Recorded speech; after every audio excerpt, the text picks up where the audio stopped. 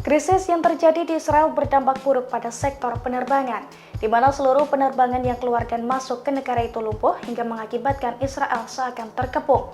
Bahkan ribuan tentara cadangan juga gagal pulang ke Israel dan terdampar di luar negeri karena situasi tersebut. Dilansir dari tribunnews.com pada Minggu 6 Oktober 2024, situasi itu diungkapkan oleh situs berita berbahasa Ibrani Kalkalis. Dalam laporannya dijelaskan bahwa ribuan warga dan tentara cadangan IDF terdampar di luar negeri. Pasalnya mereka tak bisa kembali ke negara pendudukan karena kurangnya jumlah penerbangan dan kenaikan harga tiket ke tingkat selangit.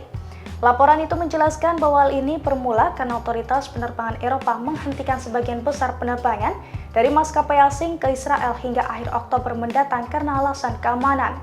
Rekomendasi tersebut juga menyebabkan perusahaan seperti Virgin Atlantic menunda dimulainya kembali penerbangan mereka ke Israel hingga Maret 2025. Pasukan Pendudukan Israel, IDF, mengunggah video penampakan terowongan sepanjang 250 meter di Lebanon Selatan di YouTube-nya pada 6 Oktober 2024. IDF menduga, terowongan ini dirancang untuk digunakan dalam invasi pasukan Raduan Hizbullah ke Israel. Jalan di terowongan ini sempit, namun dilengkapi alat elektronik. Sejumlah tas yang diduga berisi senjata juga tergeletak di tanah.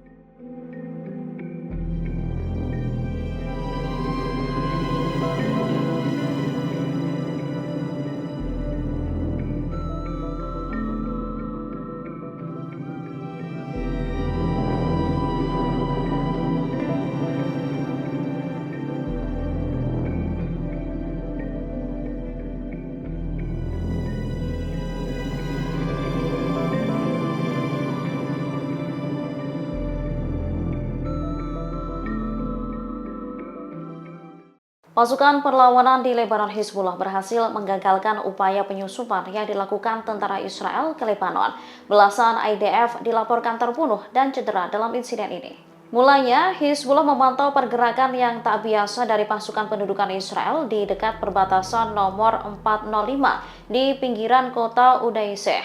Dikutip dari Al-Mayadin, momen ini terjadi pada Jumat 4 Oktober 2024 pukul 10.20 malam waktu setempat. Pada pukul 10.45 malam, unit elit IDF menyusup melalui jalur maju menuju sekitar gedung kota Madya Udaiseh.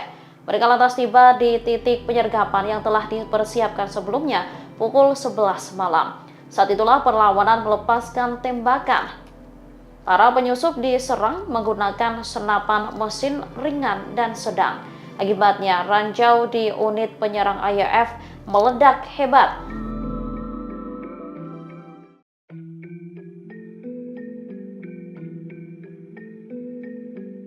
Perdana Menteri Israel, Benyamin Netanyahu seperti merengek karena merasa paling tersakiti setelah Iran melakukan serangan besar-besaran di wilayahnya pada Selasa lalu.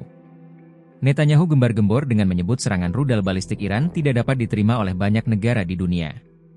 Serangan sekitar 180 rudal balistik yang diluncurkan hari Selasa menyebabkan beberapa kerusakan di Israel, termasuk di pangkalan udara Israel.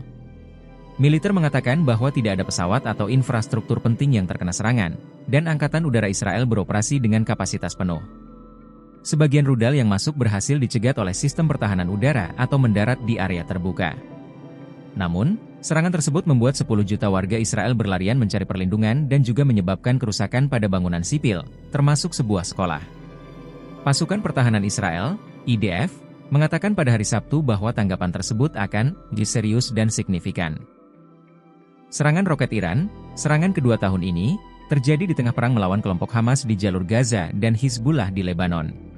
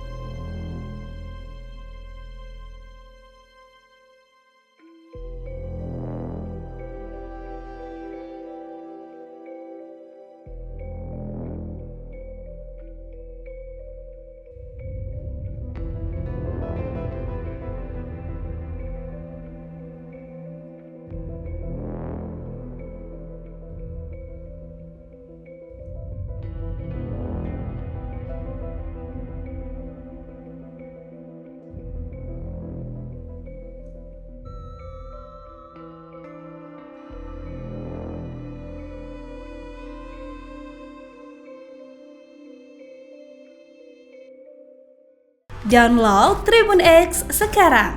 Menghadirkan lokal menjadi Indonesia.